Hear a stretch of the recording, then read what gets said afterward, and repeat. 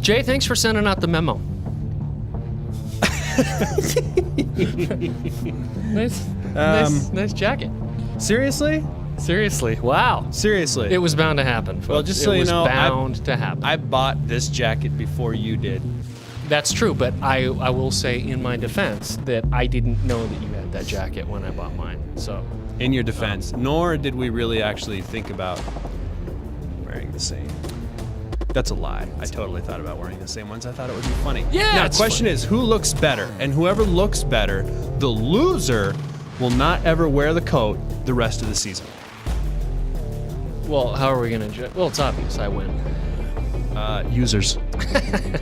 Our watchers, our viewers, Our viewers our are going audience to will who watch, looks will better. let us know Who looks better in their jacket? All right, so I'm Jay Friesen, I'm Brian Mattson. and this is the Spindle.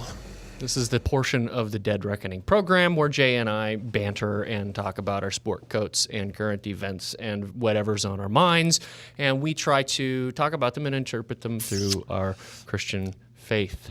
And on that note, I had the day from hell. Wow. Okay, so here's Let's hear all about it. This sounds In like fact, a it good wasn't story. just limited to just me. It was limited to me and my wife. So let me regale you with the tale here. Okay. So I wake up somewhere around 4:30. I go to bed later than I wanted to the night before. Okay. Somewhere around 3:30 or 4:30 in the morning. I don't even know. It was super early. I think it was 4:30ish. I hear my son start crying in his bedroom. He's 3, and I hear help. Uh-oh. Help! That's always bad. You know? Help! So I'm like, oh, crap. So I get up thinking he's peed his pants or something, but he wears a pull-up over his underwear. And I run down to the bedroom, and he's like, help me, my covers came off. Okay. The covers came off? Put your covers on. Yeah. Because I busted tail so my wife didn't have to do it. You know, Right, 'cause she's sure. always getting up and going downstairs to check on her daughter. So I crawl back in bed. I think to myself, it's like 4:30 right now. Yeah. I have to get up just before 6. I probably will not go back to watch. I probably won't go back to sleep. My brain was on. Yeah. And I know how that is. I was sitting there, Actually, that doing this doesn't all happen to night, me in the morning. tossing, turning. So I'm starting to get sleepy around 5:40, and I'm like, my alarm is going to go off in 10 minutes. Oh, but it's okay. 10 minutes, just a little. All right, whatever. I'll just lay here for 10 minutes. I am out cold in that 10 minutes. Yep. Then my alarm goes off 10 minutes later, and I'm like, are you serious? Yeah, Are you kidding me? That's the way it happens. You freaking kidding me? So that's how your day started. No, it gets better. So I get changed, get dressed, jump in the car, backing out of the driveway. I look at the clock in my car. 5 a.m. Oh no, your clock was wrong? My clock in my bedroom was an hour fast. 5 a.m. So I'm like, well, screw it. I'm already in the car You now. missed an I'll entire go hour down. of sleep. I'll go down to the studio, and I'll work on finishing up my books so my taxes are ready. Because they're Okay. due like end of next week. Okay. Spend an hour doing that. Everything else kind of rolls pretty well. The rest of the morning, I run some errands. I go meet with some guys for breakfast, and then I end up back at the studio, and I'm like, well, I gotta print out the rest of my stuff for my taxes since I got my books cleaned up this morning.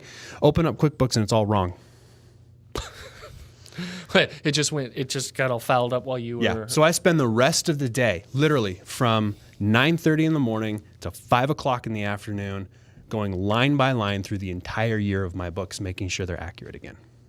I have sorry, no man. idea what happened. I'm sorry. So anyway, I That's was terrible. by 3 o'clock. I was cursing like a professional. Like we're talking, And that's we're different talking- from it's- normal how?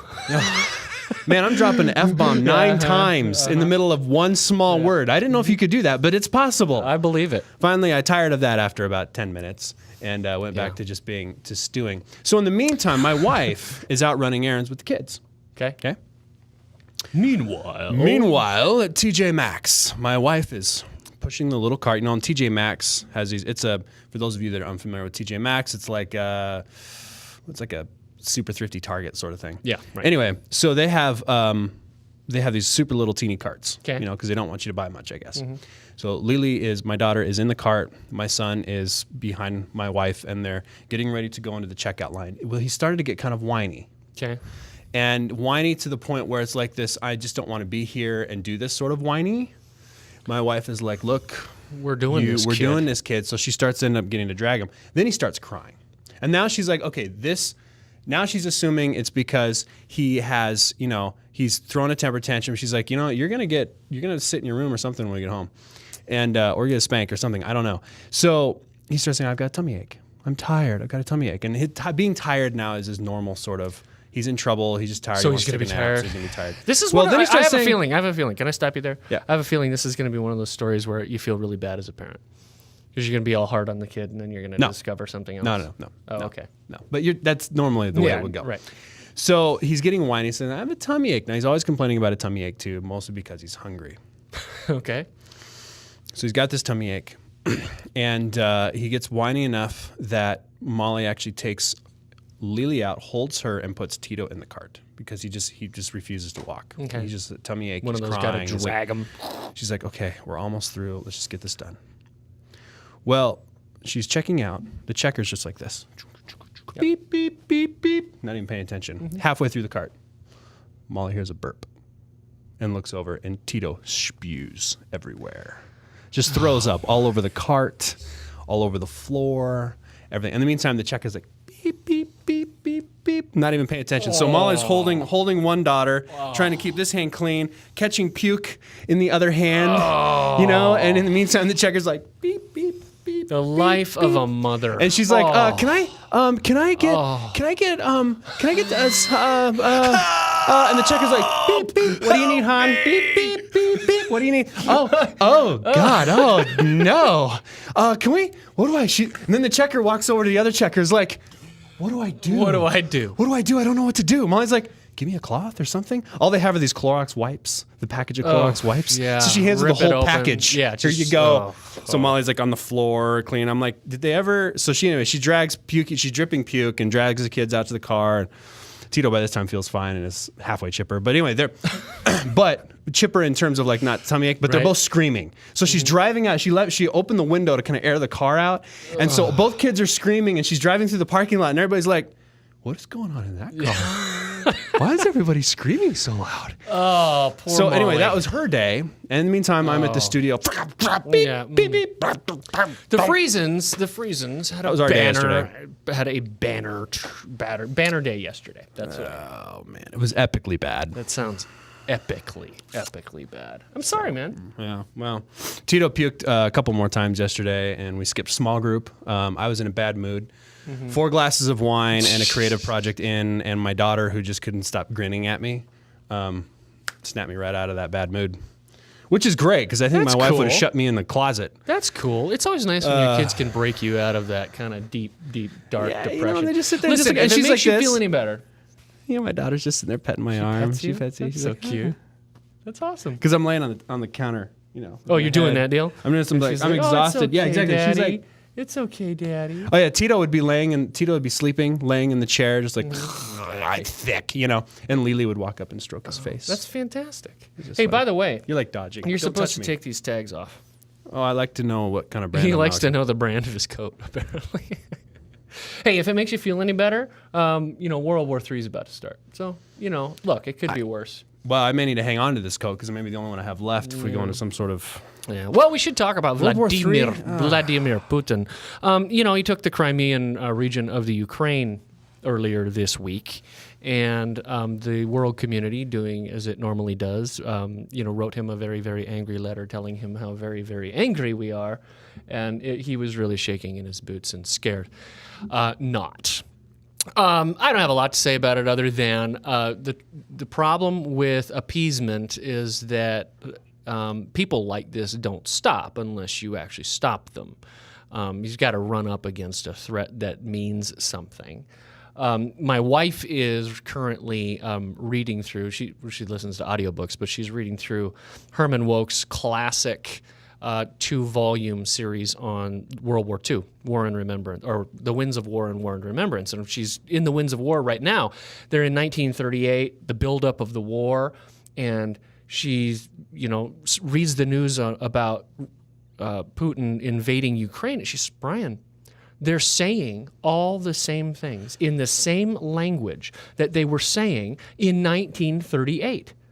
When Hitler invades the Sudetenland. Hitler starts encroaching on other territory. Everybody's, he'll stop there. He's rational. He's not stupid. He'll stop. And we just appeased that guy until he did something really drastic. And so we need some serious sanctions. There's got to be consequences to invading your neighbor.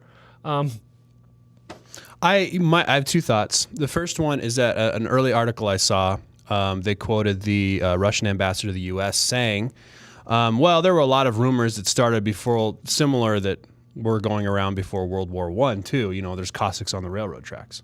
And it's like, you're not making us feel any better, dude, by like comparing current scenarios to World War I. Yeah, right. That's not helping. So, you know, the other... Oh, go ahead. I was going to say, the other thought, too, was that there's, you know, terrorism is one thing. Going after an Al-Qaeda leader, that's one thing. Another massive global superpower invading other countries, that's another issue to me. I mean, it seems like... Well, the problem is that we, with the dissolution of the former Soviet empire, all of these satellite countries, Ukraine, Belarus, the Baltic states, basically became democracies and came under the protection of the West. Now, Ukraine is not formally a member of NATO, although they were in negotiations to do so. The problem is that those people have thrown in their lot with us. And they've got the Russians breathing down their neck, and we're like, we're going to talk to the international community and have a little talk with Vladimir, and maybe, hopefully, he stops. So we have some obligation to these people. As a matter of fact, Ukraine gave up their nuclear weapons stockpile in exchange for our protection. Okay, let me ask you something. And we're just hanging people out to dry with appeasement. That's my point. We cannot hang our friends out to dry. Yes, but do we have to get involved in absolutely everything? I mean, we are involved. Here's the problem. Here's the way I'm seeing this. I understand the sentiment. We have got involved in how many other issues around the United States, and we're damned if we do and damned if we don't. Yes. Yeah, the world. Because if we do, you know, we're sitting there getting involved in something. And everybody's like, "What are you doing, trying to come in and colonize us and make us the United States of America?" And then if you don't, they're like, "Where's the United States of America coming in here and helping us out?" The danger of being. It's like, come on. It's the danger of being a world superpower. Gee. Okay, this is the thing. This is the hilarious thing: is that Europe is constantly sniping at the United States of America because we're involved in all of these hot zones around the world. You guys go into Iraq, and you guys, their entire safety and security is dependent on American guns. Okay, European countries do not have big standing armies. There's a reason why, even though they got the Russians, on the Eastern Front breathing down their necks, they're not very worried. Why? Because of us. Now, here's a thought. Go ahead. No, go ahead and finish your That's thought. the headache of being a world superpower. So you can't let just popular opinion, blow you, toss you around like the waves. You got to have a foreign policy. The problem is right now we don't have an administration that has a foreign policy. We have had a foreign policy. It's whore yourself out to anybody who wants you.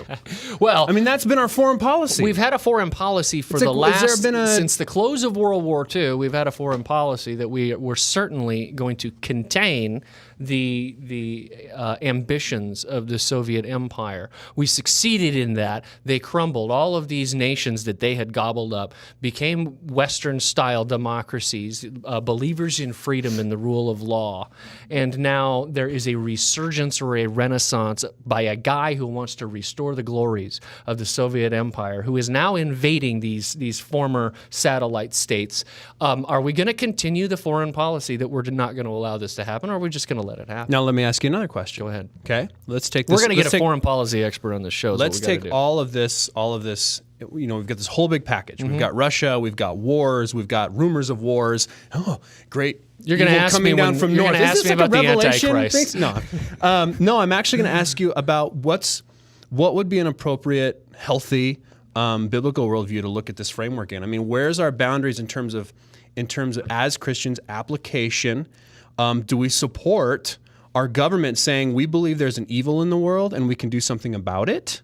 Or do we say, look, let's just continue down the path of isolationism and let's not get involved in things? Because we're gonna have Andrew Walker on the show later, and he tweeted earlier this week. He mentioned he was the first one I had heard about all the stuff going on in Russia, invasions and all that stuff. And my response to him was like, really, do we have to get involved in everything? Yeah. But there's actually a theology with which to look at this stuff with. Yeah, you can't. The trouble with isolationism and saying let's not be involved in things is that's not the choice. You are involved in these things. Power abhors a vacuum.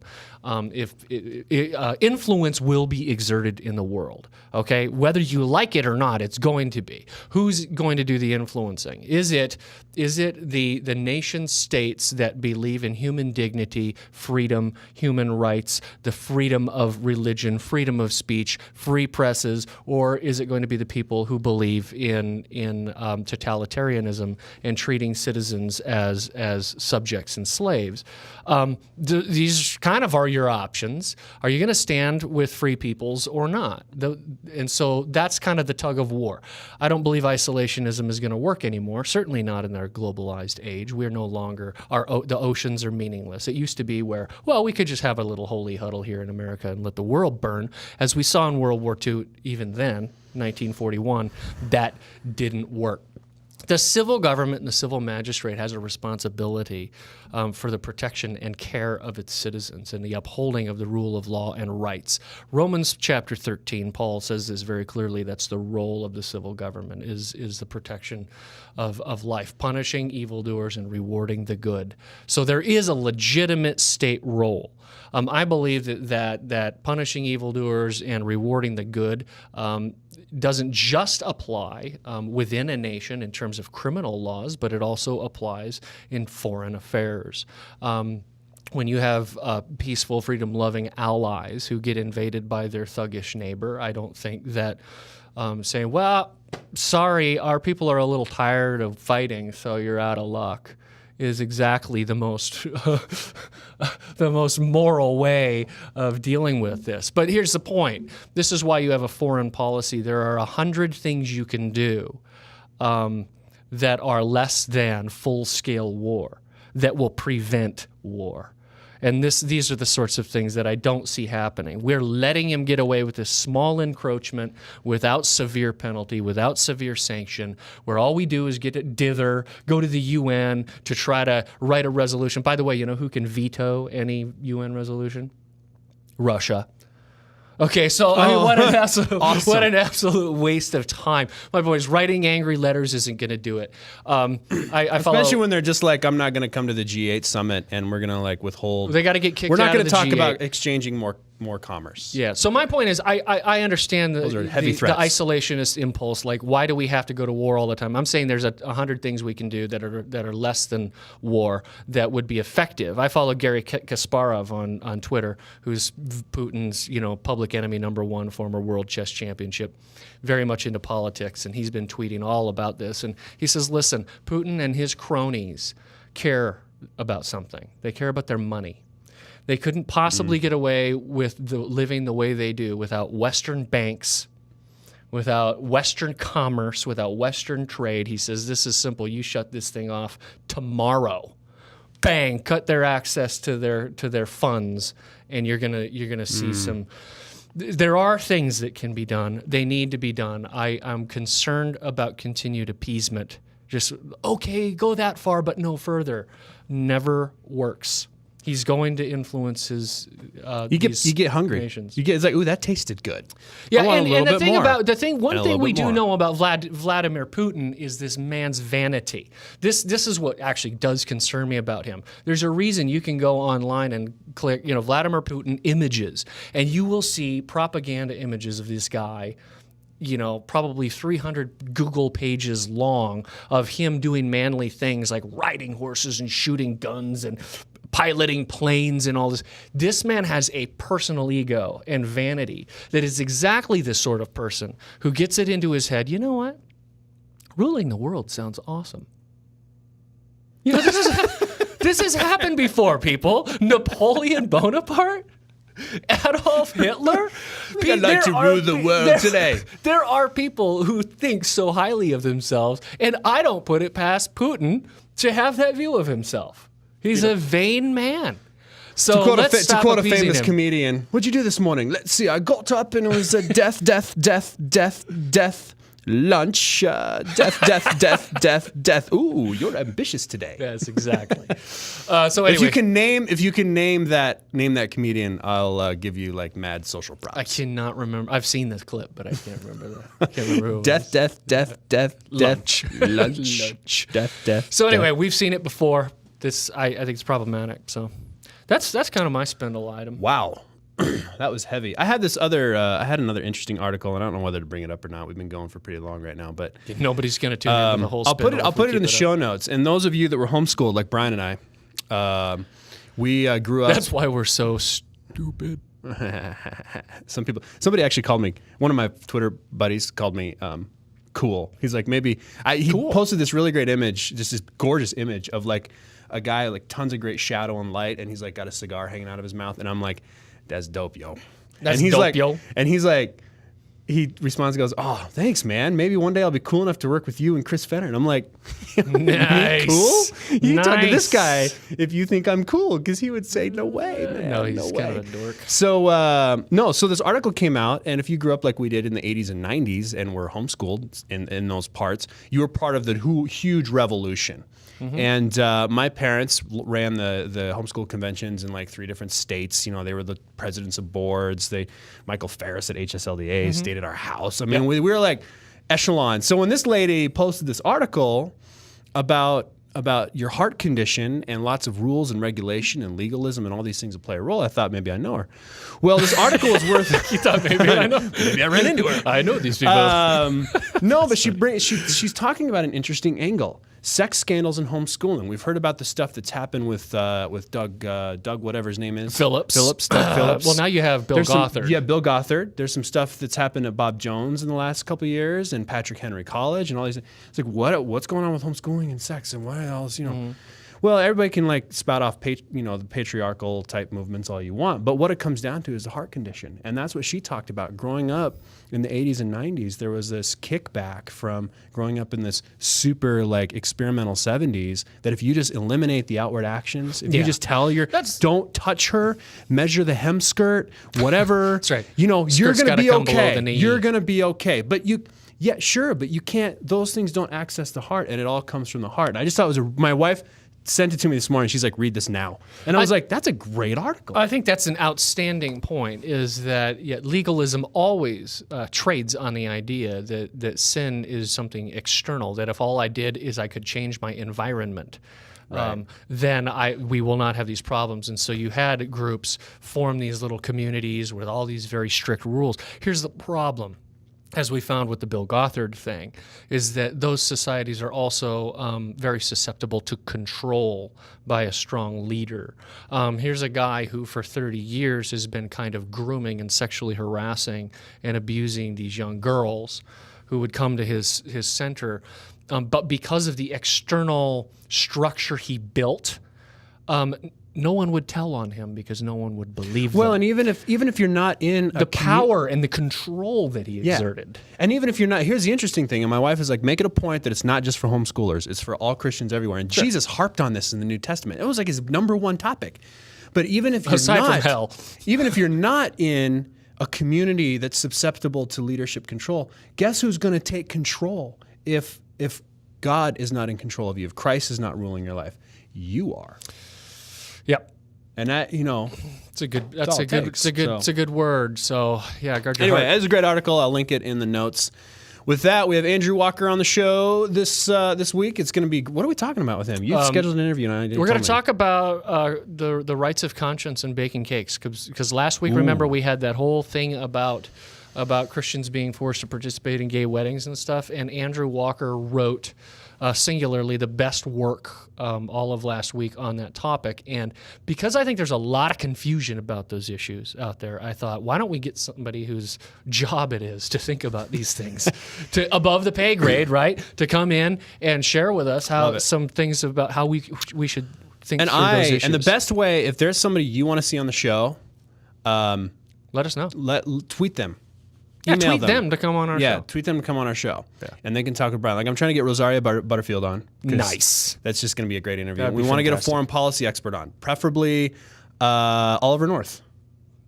Let's get Ollie North. I don't know Ollie. I don't so know that if anybody, he's not really. He's a military expert, not necessarily like foreign policy. Yeah, whatever. But He'd there be could be great. somebody. Okay. American truth Enterprise. be told, I just want to meet Ollie. You just want to meet Ollie. Somebody from the American Enterprise Institute. We could probably get. So That work. Let's do it. Yeah, Let's okay, do it. cool. Let's get somebody on. All right. With that, follow us on Twitter. I'm Jay Friesen. I'm Brian Mattson. And no, that's actually my Twitter handle. Oh, you want my Twitter handle? It's at what is my Twitter handle? Brian G. Mattson. At Brian G. Mattson. And I'm at Jay Friesen, JayFriesen. Follow us on Dead Reckoning TV on Twitter, at DReckoning TV. You can find us on Like us on Facebook and YouTube similarly. And what else? I think that's about it. DeadReckoning.tv. Share us with your friends. That would be the best way to show your love for us and like everything we do. And we love you. You don't have to like everything we do. Like our social Trying to do a media heart stuff. here. I can't do a heart. Oh, it's like that, right? There we go. Bono does this all the time in his concerts, so I should know this. You're not Bono, though. It doesn't I come know. out I quite know. I'm not as the cool same. as Bono, but love you. Right. I'm Jay Friesen. I'm Brian Mattson. And this is Dead Reckoning.